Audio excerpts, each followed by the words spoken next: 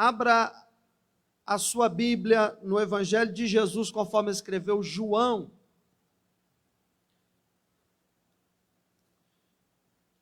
Evangelho do Senhor Jesus Cristo, conforme escreveu João, no capítulo de número 6.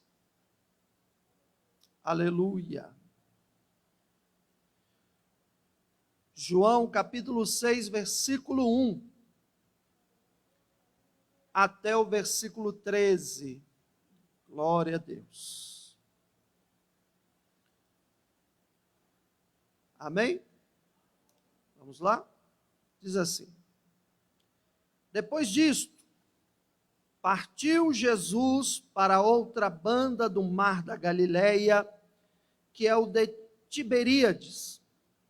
E grande multidão o seguia, porque via os sinais que operava sobre os enfermos. E Jesus subiu ao monte e assentou-se ali com seus discípulos.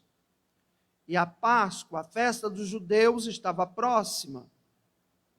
Então Jesus, levantando os olhos e vendo que uma grande multidão vinha ter com ele, disse a Felipe: Onde compraremos pão para estes comerem? Mas dizia isto para o experimentar, porque ele bem sabia o que havia de fazer.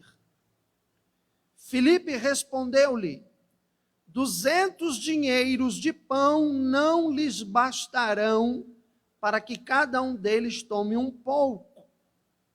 E um dos seus discípulos, André, irmão de Simão Pedro, disse-lhe: Está aqui um rapaz que tem 5 pães de cevada e 2 peixinhos. Mas que é isto para tantos?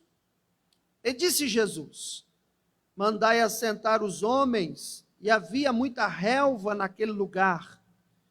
Assentaram-se, pois, os homens em número de quase 5.000. E Jesus tomou os pães e, havendo dado graças, repartiu-os pelos discípulos, e os discípulos pelos que estavam assentados. E igualmente também os peixes, quando eles queriam. E quando estavam saciados, disse aos seus discípulos: Recolhei os pedaços que sobejaram, para que nada se perca. Recolheram-no, pois, e encheram 12 cestos de pedaços de 5 pães de cevada, que sobejaram aos que haviam comido. Aleluia! Glórias ao nome de Jesus. Senhor, fala conosco na tua palavra, fala de uma maneira clara, de uma maneira especial. Ensina-nos, porque a tua palavra é o caminho, é a luz para o nosso caminho. Que a honra e a glória sempre é tua, Senhor. No nome de Jesus. Amém. Meus irmãos, quando nós olhamos dentro da Bíblia Sagrada este acontecimento que é conhecido como a multiplicação dos pães, nós vemos que Jesus operou a primeira vez esta multiplicação, que está aqui relatada em João capítulo 6, que também é escrita nos outros 3 evangelhos. Em Mateus capítulo 14 é mencionado este milagre. Lá em Marcos capítulo 6 é mencionado este milagre. Lá em Lucas capítulo 9 também é relatado este milagre. E aqui em João 6, como nós lemos, está relatando, os 4 evangelhos relatam o primeiro milagre da multiplicação dos pães. o segundo milagre da multiplicação não é relatado nos 4 evangelhos, apenas em Mateus capítulo 15 e Marcos capítulo 8, que é relatado a segunda multiplicação. Mas hoje eu quero falar da primeira, da qual é relatada nos 4 evangelhos, mostrando o que com isso? Mostrando a importância deste acontecimento. Se este acontecimento não fosse importante, ele não seria tão relatado com detalhes, e ainda mais nos 4 evangelhos. Tudo que está na Bíblia é importante, é lógico que é. Eu não disse isso para dizer que outras coisas não sejam importantes. Tudo que está na palavra de Deus é importante, mas tem coisas que dão uma ênfase maior, um destaque maior. E este acontecimento está sendo relatado, mostrando que dentro deste contexto, havia naquele lugar 5.000 homens. Só tinha homens seguindo Jesus ali? Não. Só tinha homens buscando Jesus por uma cura? Não.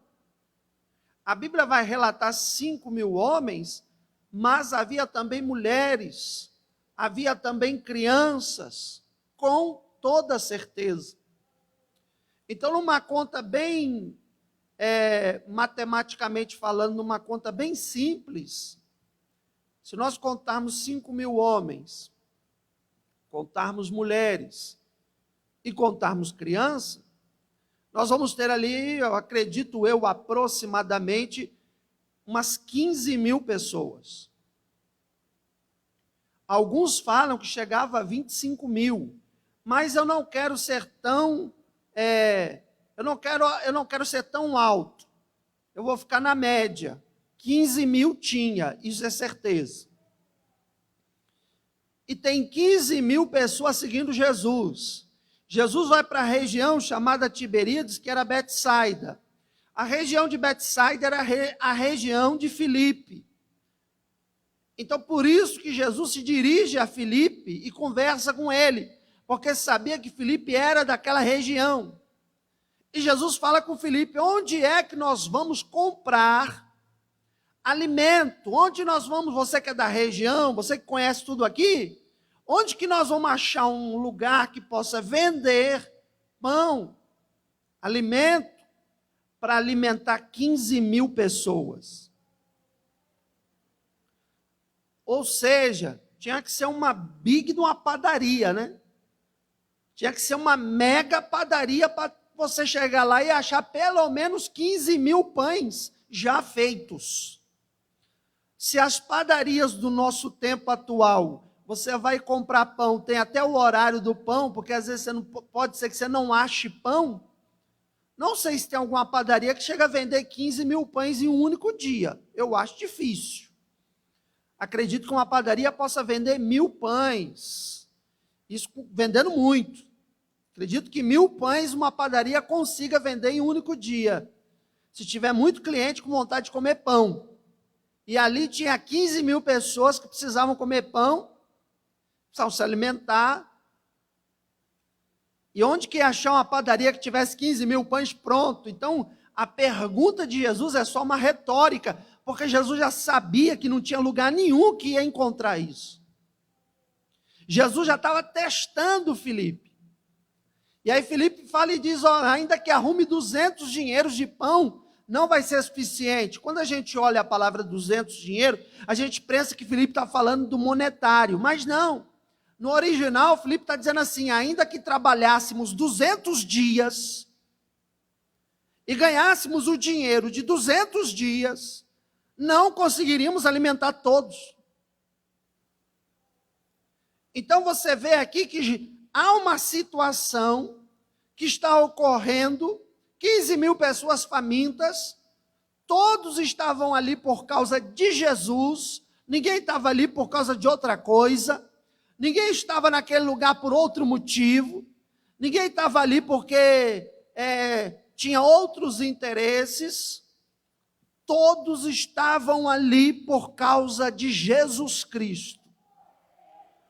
Todos que estavam ali queriam Jesus, queriam falar com Jesus, queriam ser tocados por Jesus, queriam ouvir os ensinos de Jesus, queriam acompanhar Jesus, queriam seguir Jesus aonde ele fosse. Isso leva eu a abrir um parêntese aqui. Quais são as tuas motivações de estar na presença de Deus? Quais são as tuas motivações para vir a uma igreja? Quais são as tuas motivações para dobrar o joelho para orar? Quais são as tuas motivações para você dizer que você é crente? Se você fosse no meio dos 15 mil e falasse assim, por que você está aqui? Eles iam dizer, porque ele é o Filho de Deus. Aí você perguntasse para outro, por que você está aqui? Ele ia dizer, porque ele é Jesus Cristo e eu quero ele na minha vida. Por que você está aqui? Porque eu tenho um problema que só Jesus é que pode resolver. Então todos estavam ali, a Bíblia vai nos dizer, e ser bem clara, no versículo 2, e grande multidão o seguia, porque via os sinais que ele operava sobre os doentes. Então, se havia um problema, se havia uma causa, se havia algo que necessitava de uma solução, por mais impossível que fosse, e alguém conversasse e dissesse, e agora o que eu faço? A pessoa ia dizer, você não está sabendo não, o quê? Tem um homem aí que resolve tudo. Tem um homem aí que apareceu e que ele é o Filho de Deus, ele é um profeta de Deus, ele é um homem de Deus. E se você se encontrar com ele, eu tenho certeza que esse problema vai acabar na sua vida. Por isso que as multidões iam aos montes aonde ele estava. E interessante que não tinha WhatsApp para mandar e avisar. Não tinha rede social, nem Instagram, nem uma câmera dessa para filmar. Era no boca a boca. Alguém corria, às vezes até andava quilômetros para avisar um parente. Alguém até mandava recado para outro parente. Avisa lá o meu pai, que está lá na outra região. Avisa lá a minha mulher, avisa lá a minha mãe, avisa lá meus filhos, avisa lá meus irmãos, avisa meus sobrinhos. Avisa lá, avisa o quê? Avisa que Jesus está aqui na região. E que Jesus está aqui, que é para eles virem correndo, que se tiver algum problema, alguma doença, o que tiver, pode vir que eu garanto que Jesus resolve. Eles não iam lá por causa de discípulo. Eles não iam lá por causa de Pedro, de André, de Filipe, de Tiago, de João. Eles não iam lá por causa de obreiro. Eles iam lá por causa do Senhor Jesus Cristo. E digo mais, eles não iam lá por causa do pastor. Eles iam lá por causa do sumo pastor, chamado Jesus. Eles estão nessa situação e nessa circunstância, estão todos ali. Agora olha que interessante, mais cedo naquele mesmo dia, logo bem cedo naquele mesmo dia, chegou em Jesus a informação e a notícia que o seu primo morreu. E pior, morreu degolado. Chegou a noite de Jesus, sim, mataram o seu primo. Mataram? Mataram. Como? Cortaram a cabeça e colocaram na bandeja de prata por rei Herodes. Porque João era primo de Jesus. Pela linhagem da sua mãe. Aí imagina Jesus sabendo daquela notícia que o seu precursor, o profeta que lançou a mensagem anunciando a chegada dele, aquele que preparou o caminho do Senhor, agora morreu, faleceu, foi promovido à mansão celestial. Com certeza, na natureza humana de Jesus, Jesus sentiu. A Bíblia diz que Jesus sentia compaixão. A Bíblia diz que Jesus chorou. A Bíblia diz que Jesus amava, chorava, sentia compaixão das pessoas. Você acha que Jesus não sentiu a morte de João? Jesus sentiu, e o que Jesus fez? Se afastou. Foi ficar um pouco sozinho para refletir, para pensar. Foi quando a multidão seguiu. E ele chegou num lugar deserto de Betsaida, e a multidão seguiu. Quando Jesus viu aquela multidão atrás dele, aquela multidão seguindo ele, Jesus não virou para a multidão e falou assim: ó, será que vocês não respeitam o meu momento de luto? Será que vocês não podem respeitar o meu momento de dor? Acabei de perder um primo. Não, diz a Bíblia que Jesus então começa a atender a multidão e a curar os enfermos. Jesus abre mão até do seu momento, entre aspas, de luto pessoal, em prol das vidas, em prol das almas, em prol das pessoas, sacrificando-se pelo próximo. Imagina se você estivesse naquela multidão e você precisasse do atendimento de Jesus, e Jesus falasse para você: marca outro dia, porque hoje eu estou de luto. E você falasse: mas eu vim de longe, Jesus. Eu andei dias para chegar aqui. Jesus, eu trouxe gente da minha casa doente, enfermo, eu estou sem um tostão no bolso, eu não sei nem como que eu vou voltar. Eu vim pela fé, Jesus. O Senhor é a única esperança que eu tenho. Aí você imagina se Jesus falasse assim: marca agenda lá com a minha secretária. Eu vou ver se eu tenho tempo para você. Você imagina se Jesus falasse: não, ó, eu estou num momento difícil aqui. Eu não estou afim de te atender. Eu não estou afim de te ouvir. Eu não estou afim de estar com você agora. É um sentimento meu. É um desejo meu, e você não tem nada a ver com isso, sai da minha frente. Jesus poderia dizer isso. Jesus poderia dizer isto, mas ele não fez nada disto. Ele atendeu, ele ouviu, ele amou, ele abençoou, ele curou, ele ensinou, ele multiplicou e ele alimentou. Agora inverte a coisa. Inverte. Quantas vezes Jesus quer estar conosco? Quantas vezes Jesus quer um tempo nosso?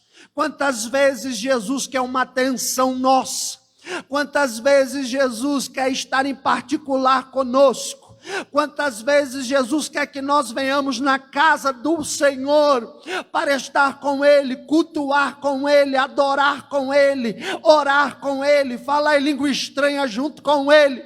E nós falamos para Jesus: hoje eu não quero, hoje eu não estou afim, hoje eu não sinto essa vontade, hoje não, deixa para outro dia, eu estou sem tempo para você, Jesus. É ou não é verdade? Quantas vezes nós fazemos esta loucura? Quantas vezes nós cometemos esse enorme agravo e pecado? Que Jesus está falando: eu quero estar com você, eu quero um particular com você, vamos juntos na igreja, vamos orar junto, vamos servir a Deus, eu estou contigo, não temas, eu vou estar contigo em todos os momentos. E a gente responde: hoje eu não estou afim, hoje eu não quero. Mas continuando aqui na mensagem, logo pela manhã ele recebe essa notícia, eu já te expliquei, então ele começa a curar os enfermos, então ele começa a ensinar, ele começa a pregar, a multidão está ali atenta, a multidão está se alimentando das palavras e dos ensinos de Jesus, e a multidão nem está preocupada com o pão. Quem se preocupou foi Jesus. Em outros evangelhos, como Mateus, Lucas, vão relatar que os discípulos se aproximaram dele e disseram assim: mestre, despede a multidão para que vá comprar o que comer, porque eles já estão o dia todo sem comer nada. Em outros evangelhos, diz que Jesus, lá em Lucas 9, que Jesus pegou, que eles falaram com Jesus: mestre, deixa o povo sair para comprar pão e comprar agasalho, porque vai esfriar e já está anoitecendo. Todos estão ali naquela situação, o sol vai se declinar.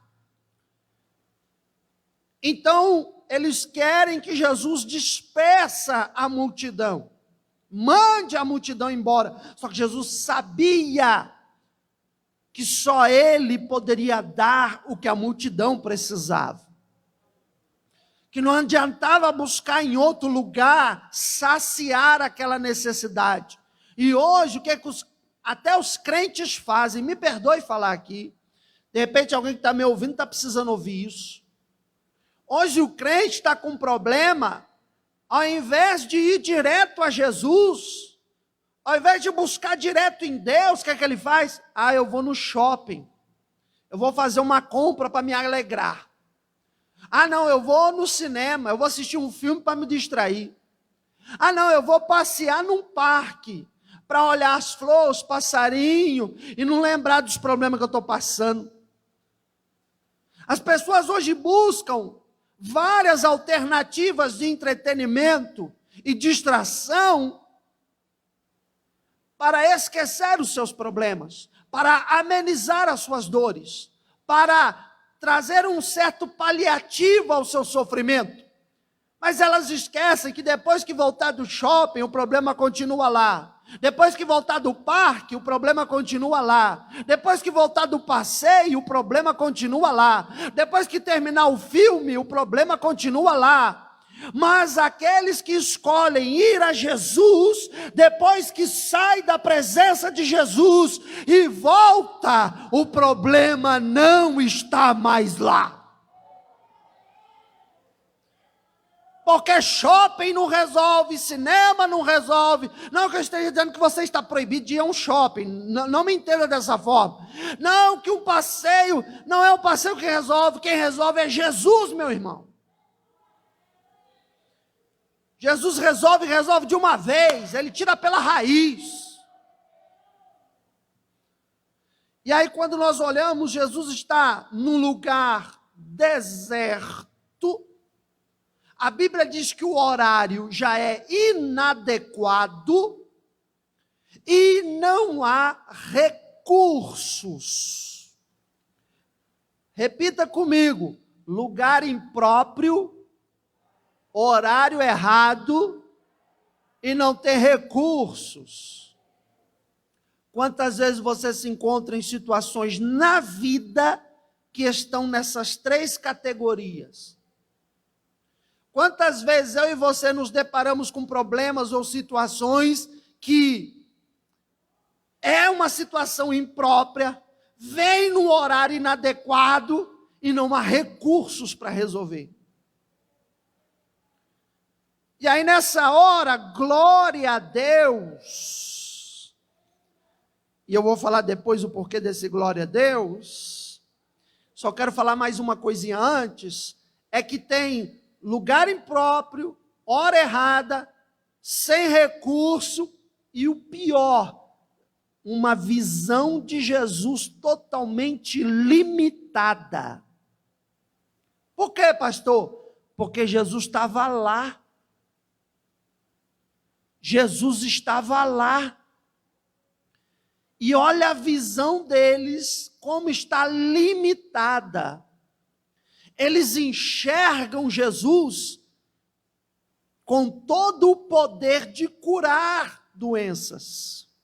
Eles enxergam Jesus com todo o poder de dar ensinos da palavra.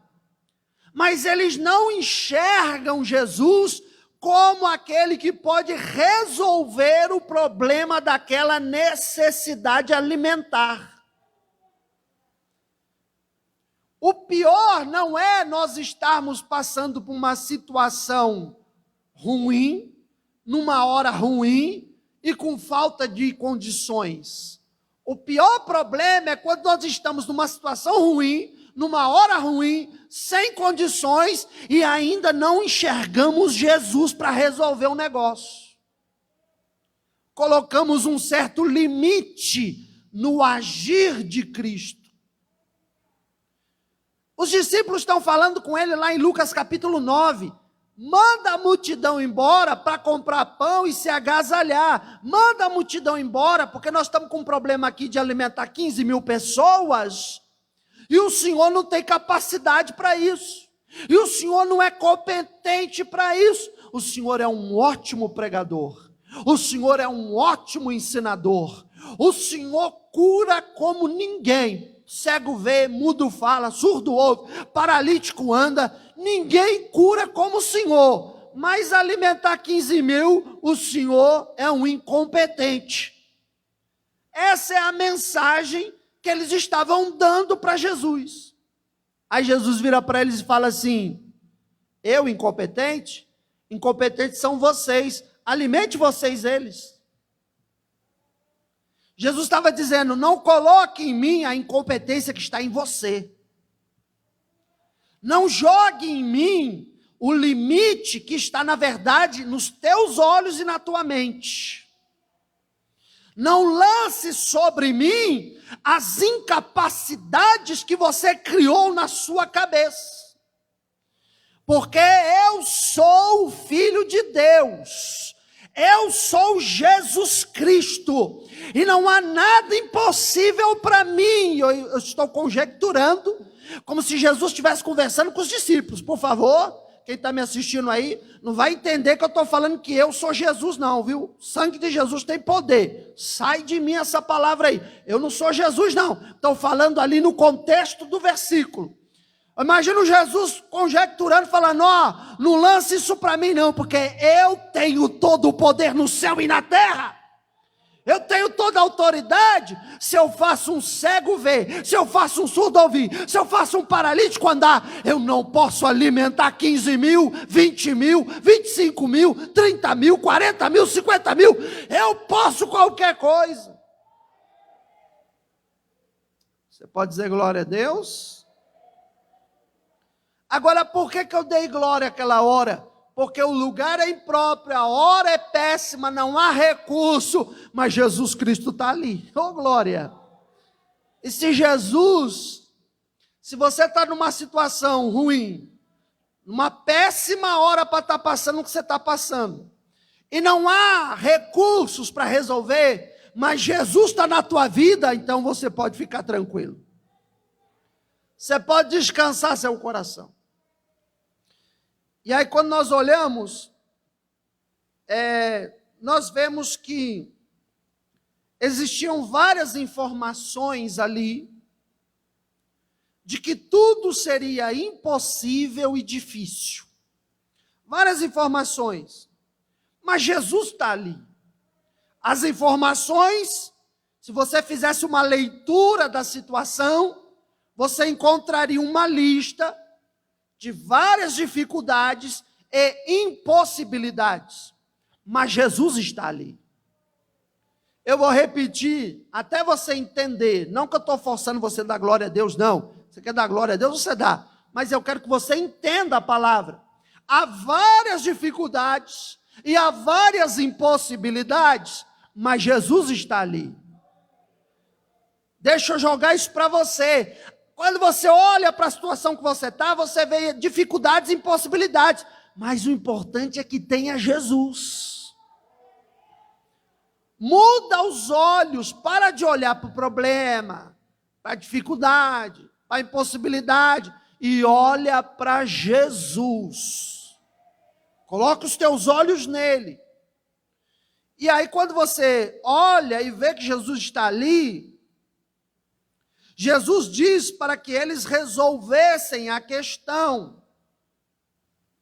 E quando Jesus diz para eles resolverem a questão, eles respondem para Jesus que seria uma coisa praticamente impossível, mas que eles só teriam ali 5 pães e 2 peixinhos.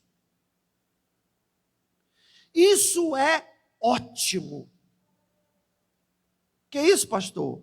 15 mil para comer, 5 pães e 2 peixes, só fala que isso é ótimo? Isso é ótimo.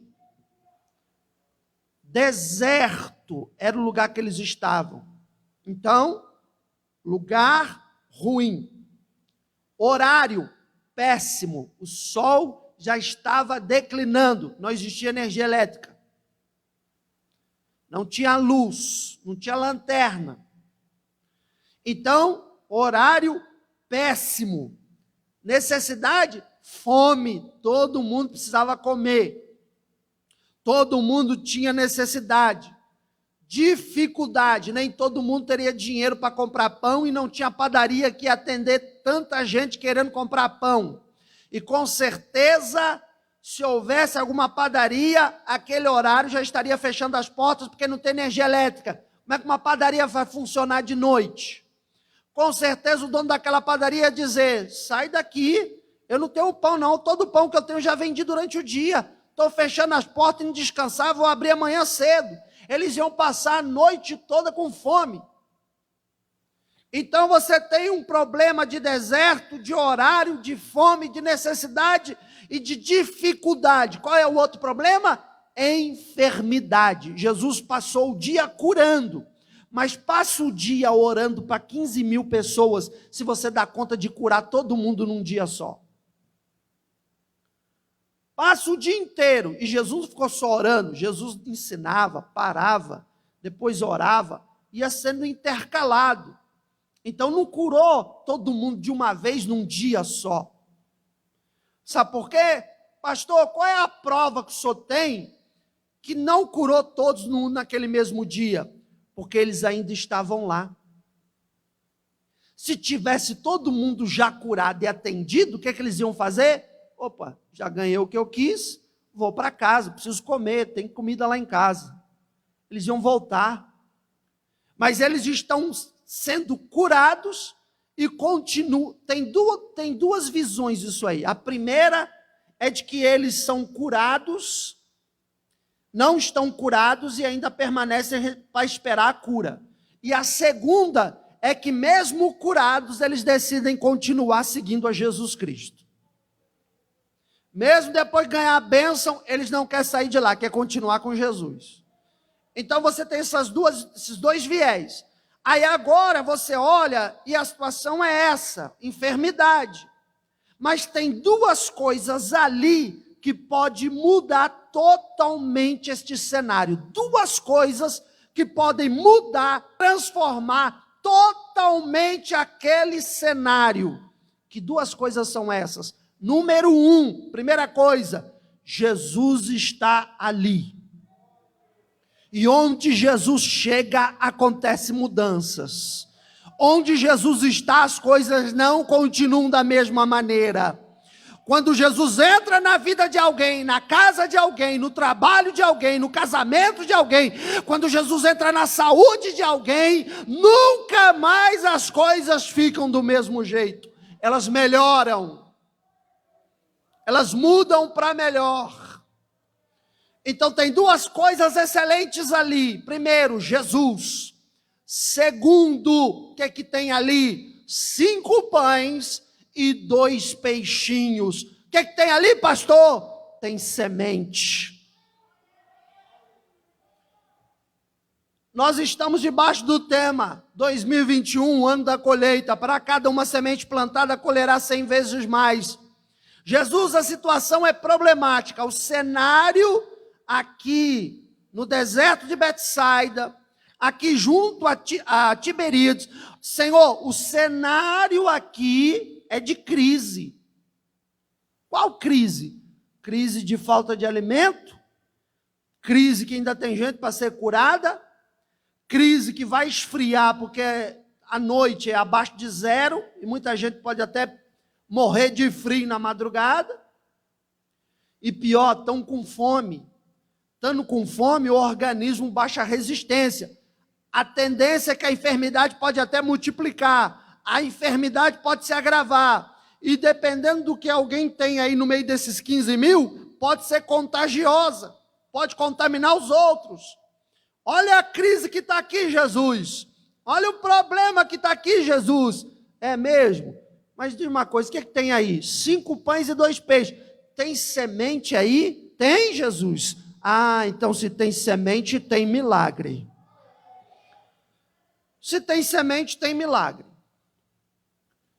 Jesus então vai nos dizer lá, o versículo de número 11, que Jesus, tomando os pães, havendo dado graças, o repartiu aos discípulos, e os discípulos estavam, e pelos que estavam assentados, igualmente também os peixes. Jesus toma, recebe, aceita os pães e os peixes, que eu vou chamar de semente. Jesus toma, Jesus recebe, Jesus aceita a semente. A semente foi dada para Jesus. A semente foi entregue na mão de Jesus. Está entendendo isso? A semente foi colocada nas mãos do Senhor Jesus Cristo. Ele recebe a semente, ele aceita aquela semente, então ele apresenta a semente a Deus. E quando ele apresenta a Deus, a Bíblia vai nos dizer que ele agradece. Ele não recebe a semente e começa a avaliar o valor monetário da semente. Ele não começa a comparar se a semente atendia a necessidade ou não. Jesus, em nenhum momento, ele despreza aquela semente. Nenhum momento, se você olhar, André é que fala isso. André, irmão de Pedro, é que vai dizer, tem 5 pães, 2 peixes, mas o que é isso para tantos? André é que vai fazer a comparação e vai diminuir o valor daquilo que estava sendo dado naquela hora a Jesus. Mas Jesus não faz isso. Jesus não vira e diz assim, só isso? Vocês estão achando que eu sou o quê? Está me dando só isso? Olha o tamanho da multidão que me oferece isso. Olha o tamanho da necessidade para o pouquinho que você está me oferecendo. A necessidade é muito maior do que você me oferece. O que você precisa é muito maior do que aquilo que você me dá. Se Jesus quisesse comprar, ele diria, opa, pera lá, não, isso aqui não dá não. Eu posso fazer um milagre, mas me traz mais. Não, Jesus não faz nada disso. Jesus recebe, Jesus aceita, Jesus não critica, Jesus não faz comparações, Jesus apresenta a Deus e agradece. Jesus agradece. E quando ele agradece, ele pega e devolve. Ele não guarda para ele. Ele não consome os pães e o peixe. Ele não gasta a semente. Ele devolve. Ele recebe, ora, abençoa e devolve. Jesus recebe, abençoa e devolve. Jesus recebe, abençoa e devolve. Então, quando ele devolve, os discípulos começam a fazer a distribuição. E quando os discípulos começam a distribuir, começa a distribuir pedaços de pão para cada pessoa da multidão. E era quanto a pessoa quisesse. Não tinha essa de, só pega um, viu? Porque tem mais gente. Só pega metade, viu? Porque tem mais gente. Ô, fominha, tira a mão daí. Você não está vendo que tem mais gente para comer? Não! Pegue à vontade. Porque está abençoado por Jesus. Pegue à vontade, sirva-se. Porque veio com a bênção de Jesus. Fique satisfeito, saciado, porque está abençoado por Jesus. As coisas que vêm abençoadas por Jesus sempre trarão satisfação completa. Ninguém ficou assim, eu ainda estou com fome. Obrigado, Jesus, mas não foi o suficiente. Ninguém. Diz a Bíblia que todos ficaram saciados, satisfeitos.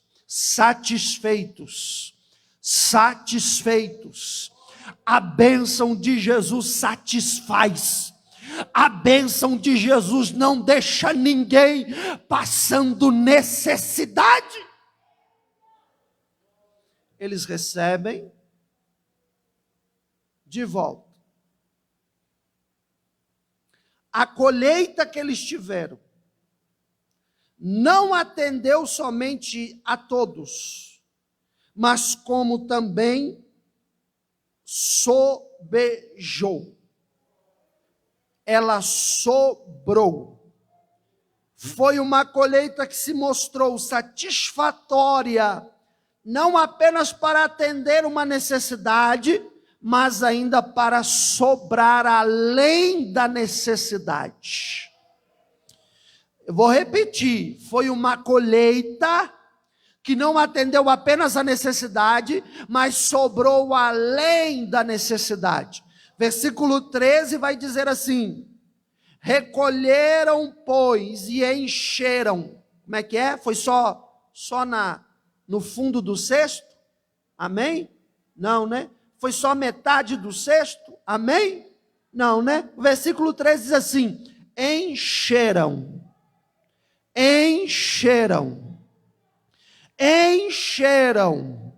12 cestos de pedaço dos 5 pães que sobrou aos que haviam se alimentado.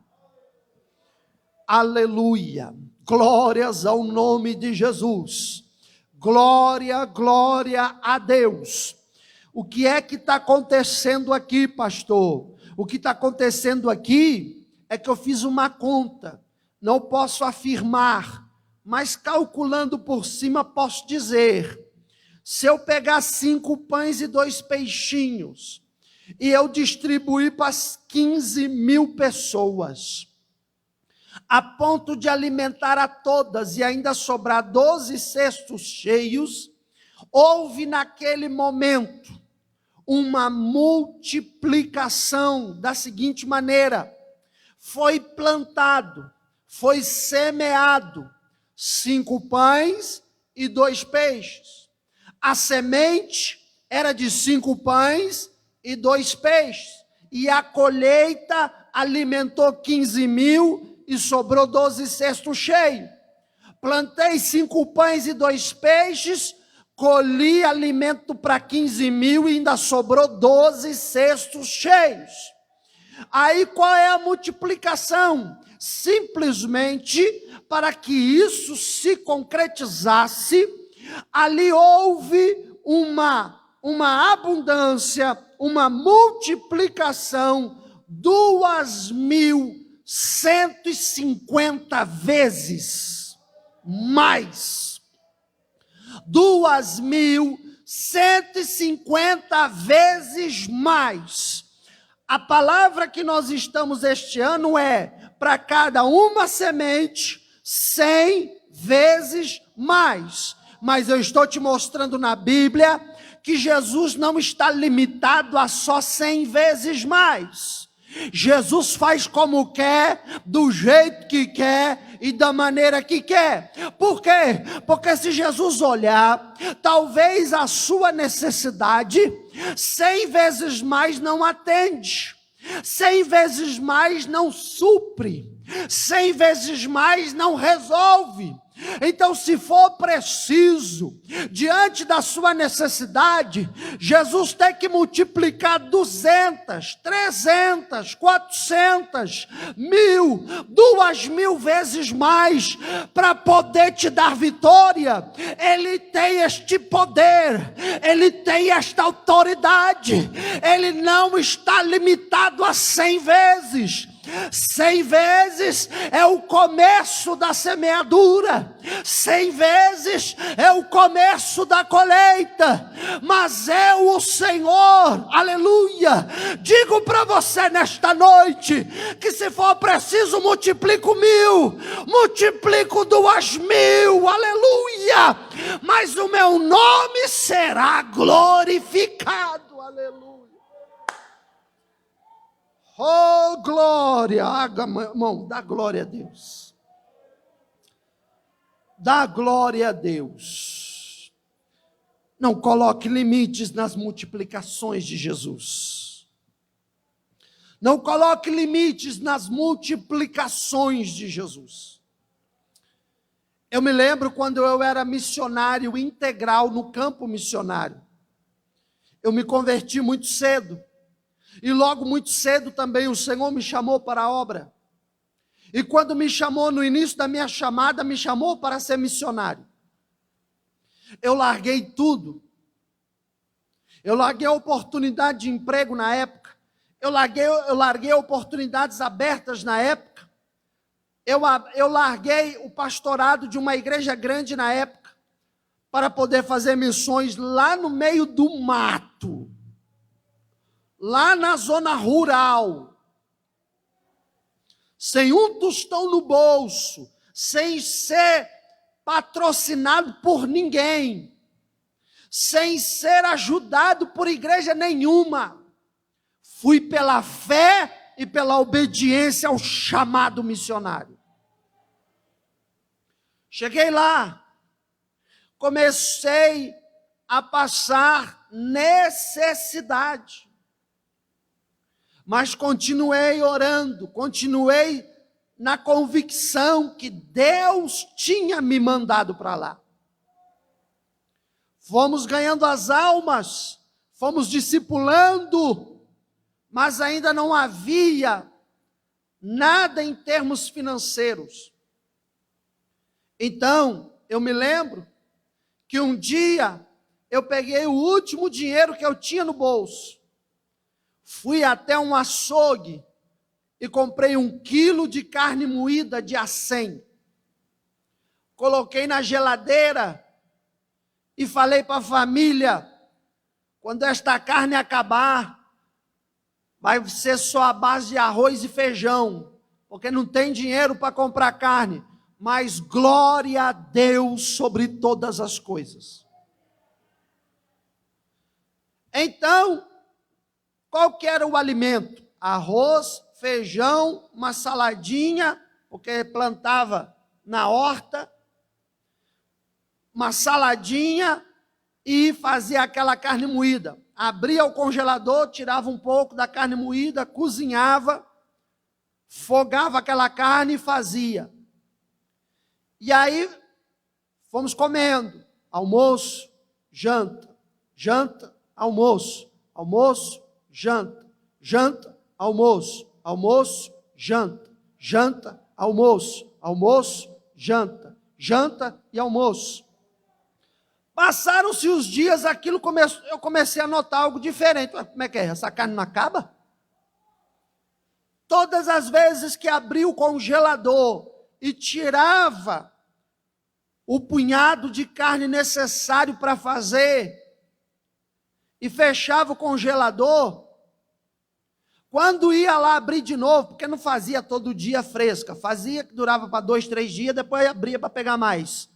Quando abria o congelador, a carne estava do mesmo tamanho de antes. a carne moída estava no mesmo tamanho de antes. O bujão de gás não acabava nunca.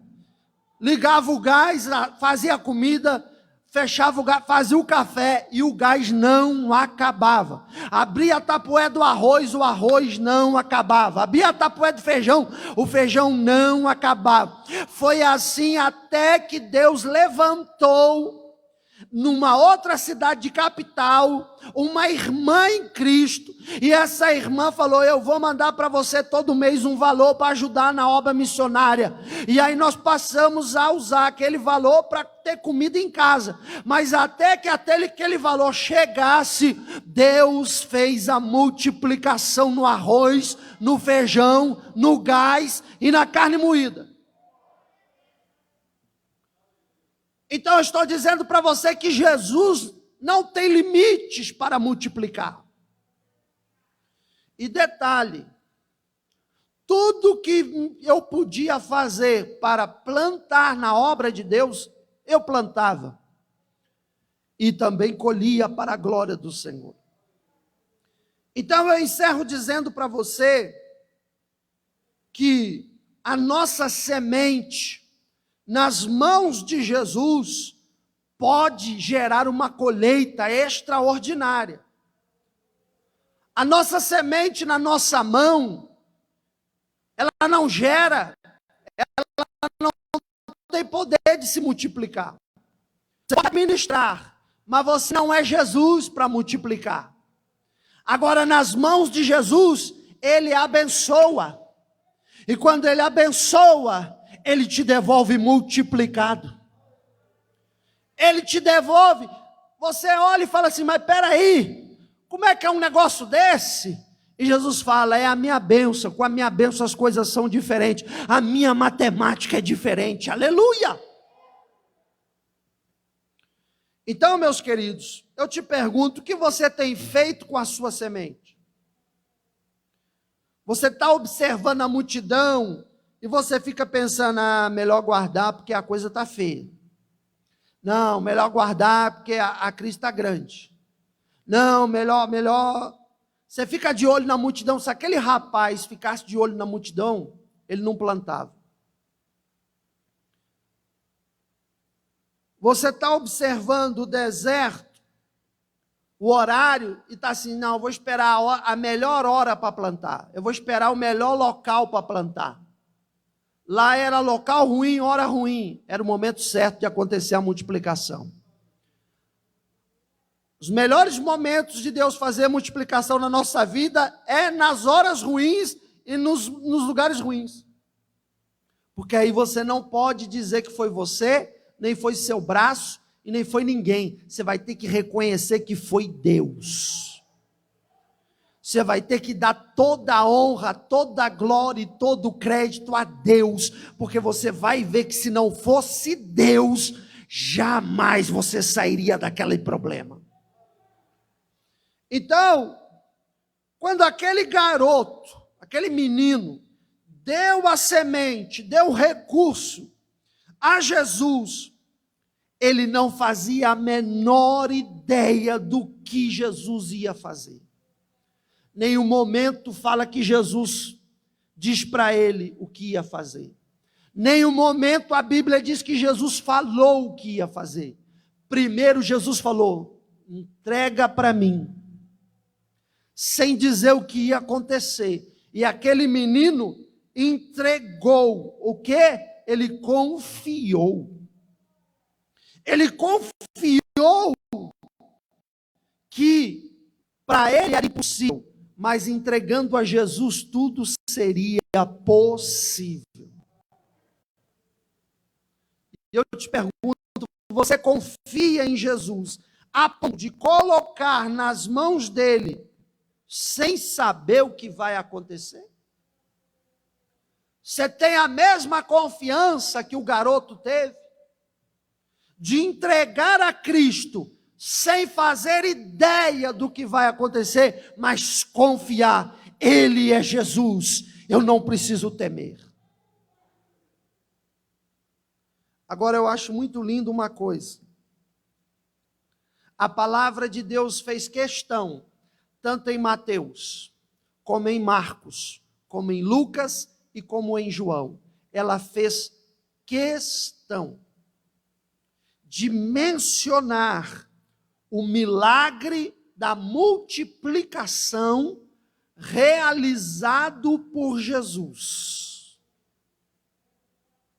Mas também fez questão de mencionar que a semeadura foi do garoto. A Bíblia fez questão de mostrar que Jesus é quem faz o milagre, mas quem plantou a semente foi o rapaz. Ela fez questão de demonstrar. Onde é que está isso, pastor? Versículo 9.